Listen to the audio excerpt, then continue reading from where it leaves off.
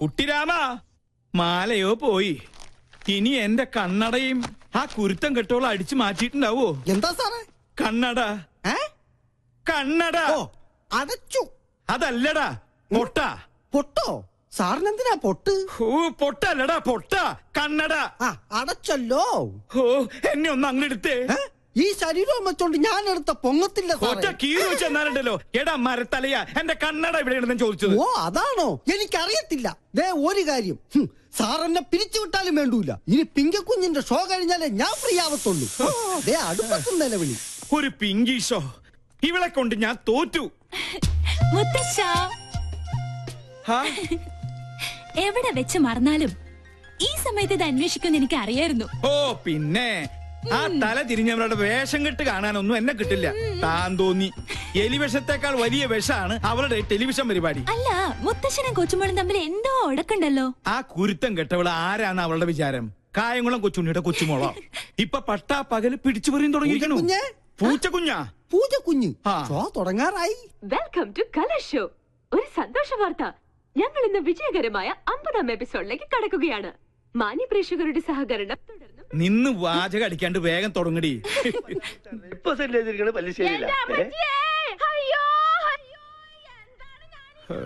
മാല അടിച്ചു മാറ്റിട്ട് അവളുടെ കളി.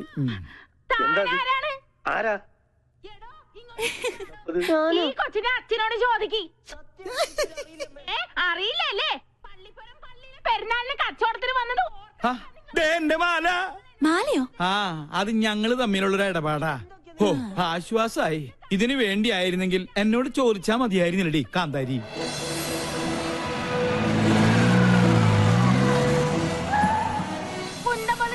ഈ പല്ല് തന്നെ ധാരാളം. ഇറങ്ങണോ ഇവിടുന്ന്?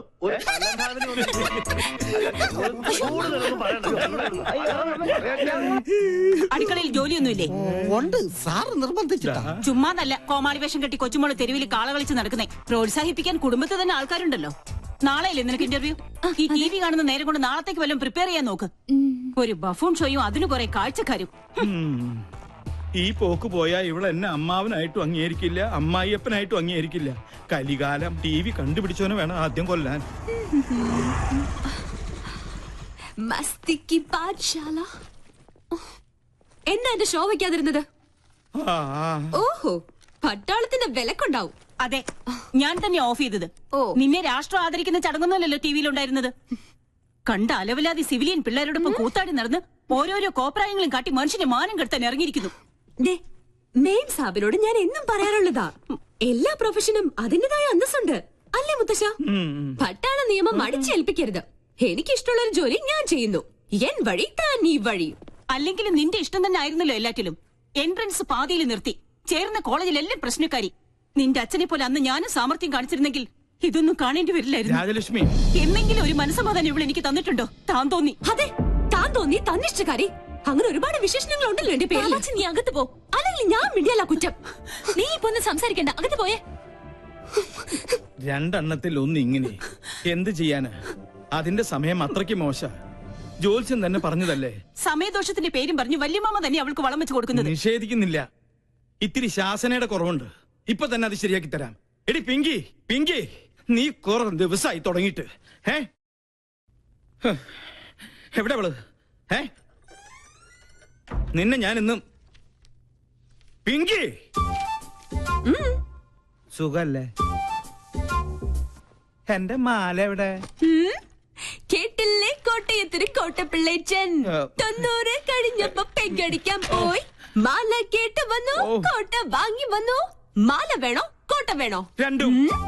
ആദ്യം കോട്ട പിന്നെ മാല. ഓക്കേ? ഈ പട്ടാളവും കലയും തമ്മിൽ ചേരില്ല മുത്തശ്ശ. കണ്ടില്ലേ, ഇതൊക്കെ കലാരംഗത്ത് എനിക്ക് കിട്ടിയ അംഗീകാരങ്ങളാ. വേണേ കൊണ്ട് ഒരു കല പോലും പട്ടാളം രാജലക്ഷ്മിയുടെ ജീവിതത്തിലുണ്ടോ? അസൂയ, പെരുന്തച്ചൻ സിൻഡ്രം. നീ എടുത്തൊഴിക്കടി.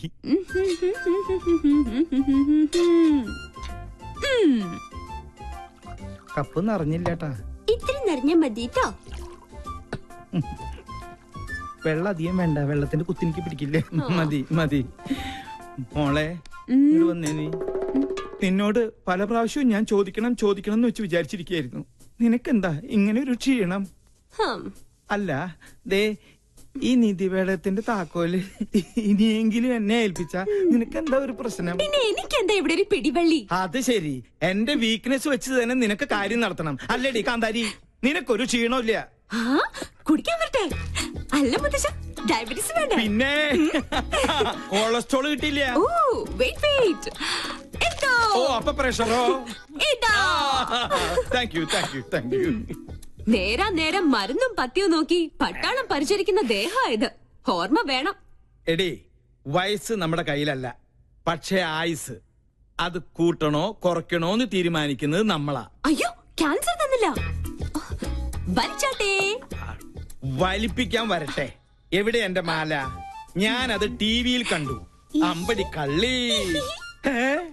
എന്താ ഇത്? മുത്തശ്ശന്റെ തല പോലെ ഉള്ള പൊള്ളയായതുകൊണ്ട് ഇതിന്റെ കച്ചവടം നടന്നില്ല. അപ്പൊ എന്റെ മാലയോ? പാവം, ഏതോ തട്ടാന്റെ ഉമിത്തിയില് അതിപ്പോ വെന്തൊരുക്കുന്നുണ്ടാവും. അമ്പടി, അപ്പൊ നീ അത് വിറ്റുല്ലേ? ഞാനിപ്പോ വിളിച്ചു പോവും.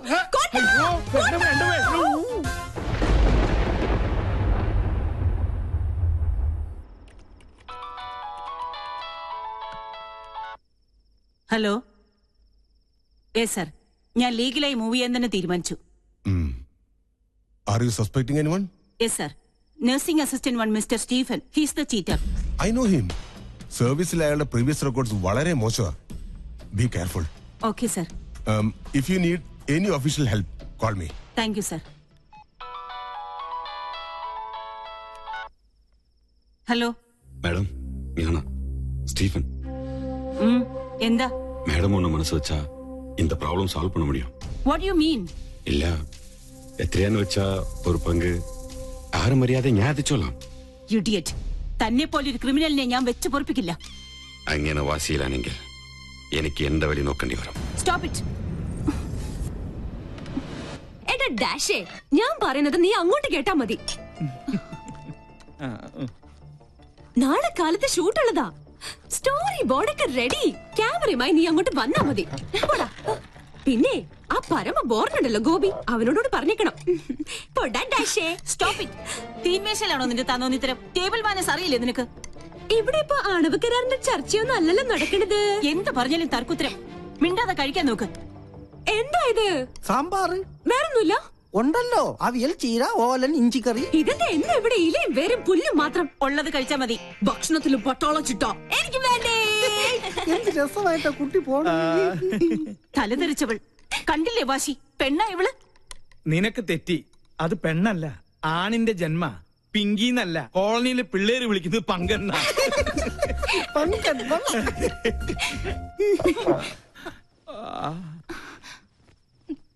മോള് കഴിക്ക്. ഇതിവിടെ പുത്തിരിയൊന്നും അല്ലല്ലോ. അസുരഗണം, ദേവഗണം. തീന്മേശയിലല്ല, ശ്വാസം പോയി മരണപ്പായിൽ കിടത്തിയാൽ പോലും ഇവര് തമ്മിൽ ചേരില്ല. എനിക്ക് മതി. എന്നാ പിന്നെ എനിക്കും മതി. അതാ നല്ലത്. അല്ലെങ്കിൽ വേണ്ട. സ്വന്തം മാല നഷ്ടപ്പെട്ടവനെ ഞാൻ. അതിന്റെ ക്ഷീണം എനിക്കുണ്ട്. അത്താഴ പട്ടിണി കിടക്കേണ്ട ഒരു കാര്യമില്ല. ഡാ കുട്ടിരാമ, നീ ഇത്തിരി പച്ചമോരും എടുത്തേ. പച്ചമോര് നീലമോരും ഒന്നും ഇവിടെ ഇല്ല. വേണമെങ്കിൽ ഇച്ചിരി വെളുത്ത മോര് തരാം. മാല നഷ്ടപ്പെട്ടവനെ ഞാൻ. നീ എന്നെ കൊണ്ട് നിന്റെ കുടൽ മാല എടുപ്പിക്കരുത്. എടുക്കടാ.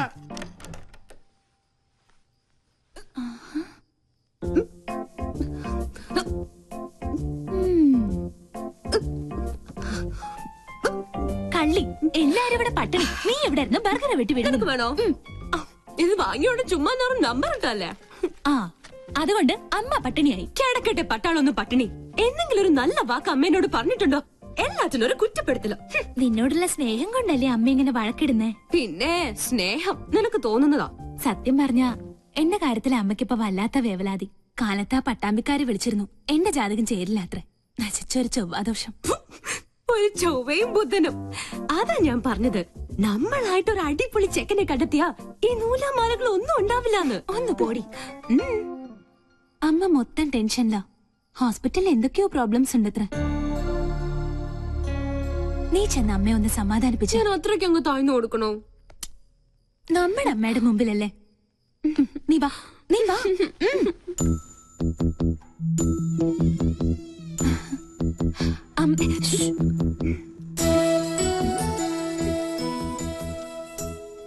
ലക്ഷ്മി, എന്താ നിനക്ക് ഇത്ര ടെൻഷൻ? എന്താ നിനക്ക് പറ്റിയത്? ആരോടാ നീ പണങ്ങിയത്? നമ്മുടെ മോളോടോ? നീ ഒന്ന് സ്മാർട്ടായേ. ലക്ഷ്മി എന്താ ഇങ്ങനെ നോക്കുന്നത്? പിന്നെ പട്ടാള ഭരണം അങ്ങ് ഹോസ്പിറ്റലില് എന്റെ മക്കളുടെ അടുത്ത് വേണ്ട. മനസ്സിലായോ? എന്നെ കുറിച്ച് ഓർത്ത് എന്റെ അമ്മക്കൊന്ന് ടെൻഷൻ അടിക്കണ്ട. പിണക്കൊന്നുമില്ലാതെ നമുക്ക് മൂന്നുപേർ കൂടി കെട്ടിപ്പിടിച്ച്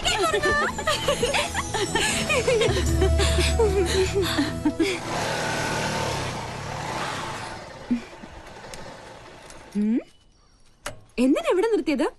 ഒരു മൂടിന് വേണ്ടി. കേട്ടില്ലേ പക്ഷികളുടെ കളകളാരവം? അത് പട്ടി കുറച്ചതാ. ആണല്ലേ? പക്ഷികളുടെ കളകളാരവം അത് പറഞ്ഞതല്ലേ? അതല്ലേ? കാറ്റിന്റെ ശീൽക്കാരം, കുളിരിന് പോലും വസന്തത്തിന്റെ നനുത്ത മണം. നിനക്ക് എന്ത് പറ്റി? വല്ല ജിവാറ്റും പാടാനുള്ള ഉദ്ദേശമുണ്ടോ? അത് എന്താ അത്? എന്റെ ബയോഡേറ്റയാ. ബയോഡേറ്റയോ? പേര് രാഹുൽ, വയസ്സ് 23, blood group O positive, weight. എന്താണ് ഇതൊക്കെ? ആപ്ലിക്കേഷനാ. നമ്മുടെ റിലേഷൻഷിപ്പിനെ കുറിച്ച് കോളനിയിൽ ചെറിയൊരു കുശൂഷുകൻ. അപ്പൊ തോന്നി ഒരു ആപ്ലിക്കേഷൻ അങ്ങ് തന്നിട്ടേക്കാന്ന്. അല്ല, ഇനി എന്റെ അനാസ്ഥ കൊണ്ട് അത് മിസ്സാവരുതല്ലോ, അതാ. ഈയിടെ നിന്റെ മട്ടും ഭാവം കണ്ടപ്പോ ഞാനും സംശയിച്ചു. പക്ഷെ നമുക്കത് വേണ്ടടാ. സൗഹൃദത്തിൽ കിട്ടുന്ന സുഖവും സന്തോഷവും ഒന്നും പ്രണയത്തിൽ കിട്ടില്ല. ഒരുമാതിരി ജലദോഷപ്പനി പോലെ തുമ്മി ചീറ്റി കൊളമാക്കിയിട്ട് അത് പോളൂ. സത്യം പറഞ്ഞ എനിക്ക് നിങ്ങളോടൊപ്പം എന്നും പങ്കനായി കഴിയാനാ ഇഷ്ടം. ധൃതിയില്ല. പങ്കൻ എന്നെങ്കിലും പിങ്കി ആവണമെന്ന് തോന്നിയ ഇത് പരിഗണിക്കണം. പങ്കൻ പിങ്കി ആയാലല്ലേ? അതെ, ഒരപേക്ഷയുണ്ട്. ഈ ഉടമ്പടിയുടെ കാര്യം മറ്റാരും അറിയിക്കരുത്. ചമ്മല. ഹലോ, അളിയ രാമേട്ടൻ വിളിച്ചിരുന്നു. സിദ്ധമൈത്തൻ ഇപ്പം എത്തും. ആണോ? രക്ഷപ്പെട്ടു. എന്റെ ക്ലേശങ്ങൾ മാറ്റാൻ വന്ന കേശാനന്ദ സ്വാമികൾക്ക് നമോവാകം. ആരാരോഗി? ഞാൻ ഗോപി. അത് ഈ ഗോപിക്കുറി കണ്ടപ്പോഴേ എനിക്ക് മനസ്സിലായി. പേര് പോലെ തന്നെ എന്റെ ലൈഫും ഗോപിയാ. എന്താ രോഗം? ഞാനൊരു കല്യാണം കഴിച്ചു. അതൊരു രോഗമല്ലല്ലോ. ആണ്. ഒരച്ഛന്റെ ഒരേ ഒരു മോളെയാണ് ഞാൻ കല്യാണം കഴിച്ചത്. ഞങ്ങളുടെ ജീവിതം തികച്ചും സന്തുഷ്ടമായിരുന്നു. പാലിൽ പഞ്ചാര കളിക്ക പോലെ. ഭാര്യക്കാൾ എന്നെ പ്രേമിച്ചത് എന്റെ അമ്മായിയപ്പനായിരുന്നു. അയ്യേ തെറ്റിദ്ധരിക്കരുത്. അദ്ദേഹത്തിന് നല്ലൊരു പിതൃഹൃദയമുണ്ടായിരുന്നു. ഞാൻ വേണ്ട എന്ന് പറഞ്ഞിട്ടും അദ്ദേഹം നിർബന്ധിച്ച് എനിക്ക് ശ്രീധരമായ ഒരു ടെമ്പോ ട്രാവലർ വാങ്ങിച്ചു തന്നു. അത് ട്രയലൊടിച്ച ശുഭമുഹൂർത്തത്തിലാണ് അത് സംഭവിച്ചത്.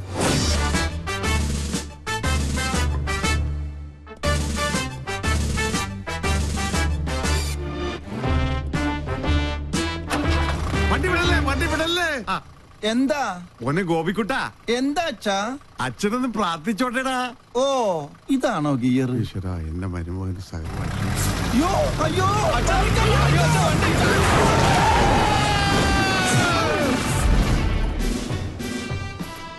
ഈ നോക്കൂത്തി ആരാ കൊണ്ടുവച്ചത്?